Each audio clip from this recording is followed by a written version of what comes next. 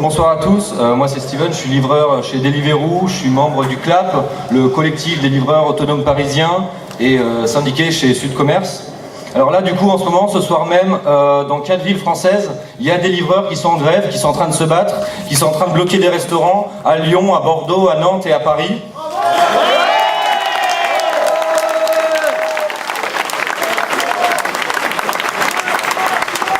Et du coup, je vais vous parler un petit peu de notre lutte, de notre secteur et de ce qui se passe chez les livreurs. Du coup, vous le savez certainement, les livreurs, on a un secteur ubérisé.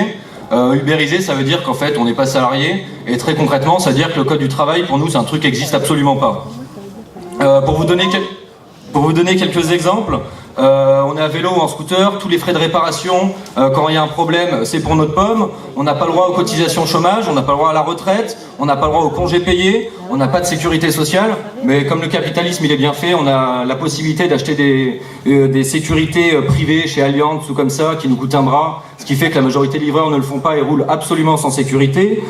On n'a pas de salaire fixe évidemment, on n'a pas de sécurité de l'emploi, c'est-à-dire que la boîte peut décider de nous virer à tout moment en appuyant sur un bouton dans leur bureau, l'application est enlevée de notre téléphone et on sait comme ça qu'on est au chômage actuellement. Enfin au chômage c'est un abus de langage vu qu'on ne l'a pas. Face à ça, du coup, avec des copains, on a participé à la création d'un collectif, le CLAP, le collectif des livreurs autonomes parisiens, en janvier dernier, qui a pour but en fait de réunir les livreurs de toutes les plateformes, que ce soit Deliveroo, mais également les autres, Foodora, Stuart, Uber Eats, Glovo, et toutes celles qui peuvent exister ou vont exister, et de réunir les livreurs qui soient syndiqués à Sud ou à la CGT ou non. Notre premier objectif, c'est de recréer une expérience collective du travail. C'est-à-dire que nous, on n'a pas de machine à café, on peut faire une pause clope et discuter ensemble de pourquoi le patron il nous exploite, pourquoi nos conditions de travail c'est de la merde, mais on est obligé de le recréer, d'essayer de retrouver des moments, de créer ces espaces-là où on peut en discuter. Du coup, c'est ce qu'on a essayé de faire pendant les premiers mois. On a notamment participé aux premières actions du Front Social lors du premier tour social. On a été un des premiers signataires, le CLAP. Et ça a été vachement important pour nous parce que ça nous a permis de nous structurer en faisant avec d'autres précaires, avec d'autres salariés, un cortège, de faire un cortège. Et du coup, avec ça, on a pu faire une première expérience collective de solidarité, de manifestation, de revendication, quand en fait on n'était pas du tout encore assez nombreux ni assez téméraires en tant que livreurs pour faire des choses en notre nom propre. Jusqu'à en fait à fin juillet où on a appris par un mail que Deliveroo supprimait tous les anciens contrats. C'est-à-dire, en fait, je vais vous expliquer, en gros, avant, il y avait certains livreurs qui avaient des contrats où, en fait, ils s'étaient payés 7,50 € à l'heure, plus 2 à 4 € par livraison. Aujourd'hui, Deliveroo a envoyé un message en disant que maintenant, ça serait 5 € par course pour tout le monde, quoi qu'il arrive, quelle que soit l'ancienneté, quel que soit le temps qu'on y passe. Et du coup, en fait, c'est une généralisation du travail à la tâche. Du coup, ça, c'est ce qu'on dénonce. Parce qu'en fait, ça fait que, par exemple, il y a plein d'heures où il n'y a pas de commande, et du coup, on s'inscrit sur des heures pour travailler, et on est sur notre téléphone, avec notre vélo, notre gros sac, avec les habits de la boîte, en train d'attendre gratuitement qu'une commande veuille bien arriver. C'est-à-dire qu'on est disponible gratuitement à tout moment pour la boîte.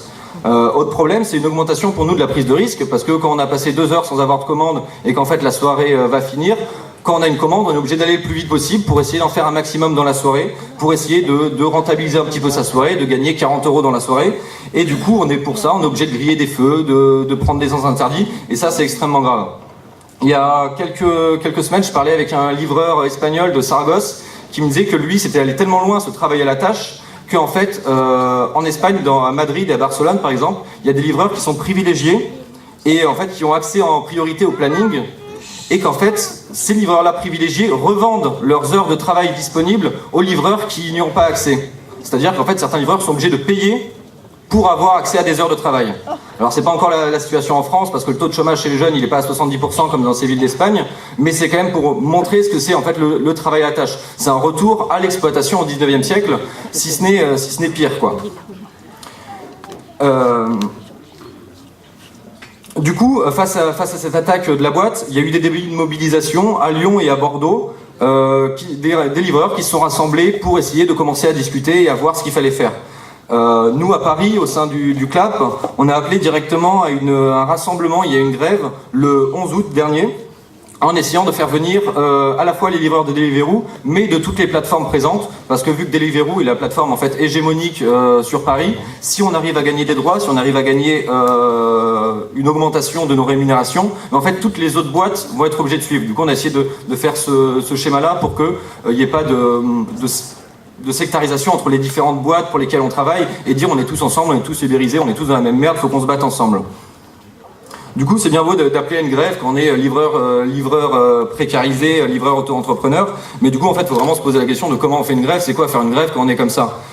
Du coup, pour ça, on a vu on a pris contact avec des collectifs en Espagne et en Angleterre qui avaient déjà fait des expériences de grève. Et par exemple, en Espagne, en début juin, ils ont fait une grève pour protester en gros sur les mêmes choses. Et c'est-à-dire ils ont fait une grève classique, ils sont inscrits pour travailler, ils se sont déconnectés, ils se sont rassemblés sur une place avec des drapeaux, avec des syndicats, et ils ont fait des prises de parole. À la fin des prises de parole, c'est-à-dire 1 heure plus tard, l'ensemble des livreurs avaient été virés et n'avaient plus l'application disponible sur leur téléphone. Du coup, nous, la stratégie qu'on a décidé de mener pour pallier à ça, c'est pendant une semaine, déjà, on a commencé par contacter un maximum les médias, essayer de parler de nos conditions de travail, essayer un peu de rompre avec ce mythe de l'ubérisation heureuse, de ces jeunes qui seraient contents de ne pas avoir de patron, de ces jeunes qui seraient contents de se faire un maximum d'argent très facilement, pour essayer du coup de vraiment expliquer ce que c'était nos conditions de travail, ce qui a extrêmement bien marché. On a réussi je pense, à un peu changer la propagande de ces startups et du gouvernement Macron. Et on est allé tracter tous les soirs devant des restaurants avec des papiers pour parler aux livreurs, pour recréer du coup ce lien de confiance, pour se dire venez, on y va, on est tous ensemble. Si plus on est fort, plus on pourra se protéger mutuellement. Plus on est fort, moins on aura de répression. Du coup les convaincre, mais ouais, surtout les rassurer de la possibilité d'une action. Du coup, le 11 août, ça a été une franche réussite. En gros, c'est entre 75 et 100 livreurs qui sont venus au rassemblement, plus à peu près entre 300 et 400 soutiens des politiques, des syndicalistes de Sud, de la CGT, des gens du Front Social, des gens d'un petit peu partout, qui sont venus pour nous soutenir. On a fait un rassemblement pendant 1 heure, où on a parlé de nos conditions de travail, où on a échangé entre nous. Et ensuite, on est parti en manif sauvage pour aller bloquer des restaurants. C'est-à-dire qu'en fait, on va devant un restaurant, on allume des torches, on chante des slogans, et en fait, on empêche toutes les commandes Deliveroo de sortir de ce restaurant-là jusqu'à ce que le restaurateur déconnecte l'application pour toute la soirée et du coup fasse perdre un maximum d'argent à la boîte. Les livreurs qui, eux, travaillent, on les empêche de récupérer leurs commandes en leur disant d'appeler la boîte et de dire que les pauvres, ils n'ont pas de chance, ils ont été bloqués, et que, en fait, ils gagnent quand même l'argent de cette course-là. Et après, ils peuvent nous rejoindre en se déconnectant. Du coup, ce que je disais, c'était une grosse réussite. Il y a eu beaucoup de monde pour un secteur aussi précaire, aussi atomisé, de jeunes qui viennent de banlieue, qui viennent de milieux étudiants, en plein mois d'août. Ça a été une grosse réussite et ça a mis beaucoup de baume au cœur à plein de livreurs. Et ce qui fait que, par exemple, d'autres villes aujourd'hui essaient de créer des collectifs pour essayer de faire la même chose. Des étrangers, des Allemands et tout nous ont appelés pour savoir comment on avait fait pour essayer de discuter. Du coup, là, actuellement, on espère gagner sur nos revendications, parce qu'il n'y a pas eu pour l'instant de réponse de Deliveroo, mis à part, ils ont envoyé un mail à tous les restaurateurs pour essayer de les rassurer, ce qui est plutôt une bonne chose pour nous, ça veut dire qu'ils commencent à flipper. Et en gros, nos revendications, c'est l'augmentation du prix forfaitaire de la course de 5 € à 7,50 €, plus, et c'est certainement le plus important, des minimums garantis sur les heures où on travaille, c'est-à-dire 15 € pour toutes les heures creuses et 20 € pour les heures pleines. C'est-à-dire en finir avec ce travail à la tâche et ce retour au salariat du 19e siècle. Du coup, comme je disais au début en introduction...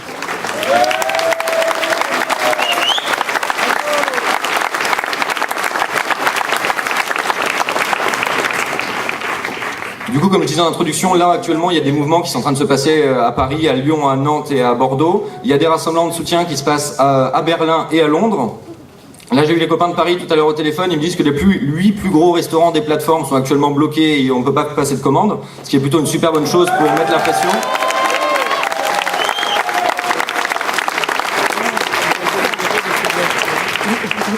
Et justement, il faut leur mettre la pression parce que demain, on s'est donné rendez-vous à 15 h, place de la République, avec l'ensemble des livreurs, pour faire une manif ensemble et aller voir Deliveroo à leurs locaux, parce qu'apparemment ils ont oublié de nous répondre, ils ne nous ont pas entendus, donc on va aller toquer à leur porte et on va leur demander des explications.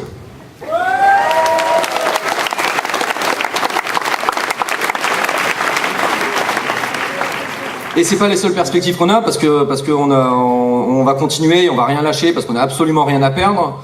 Dès le 27 septembre, du coup, avec les Anglais, les Allemands, les Italiens et les Espagnols, on est en train de réfléchir à organiser une véritable grève transnationale, parce que si leur exploitation n'a pas de frontières, notre solidarité ne doit pas en avoir non plus.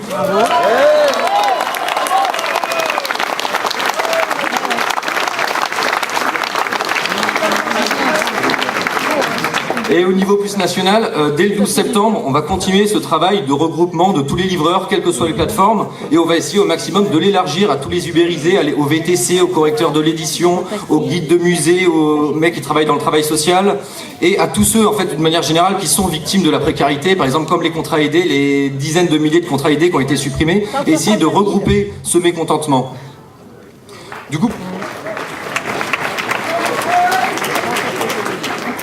coup, on va vraiment essayer de faire ça, ce travail de regroupement, d'empêcher l'isolement pour tous ceux qui, en fait, comme nous, déjà, on connaît déjà ce que c'est la loi travail XXL.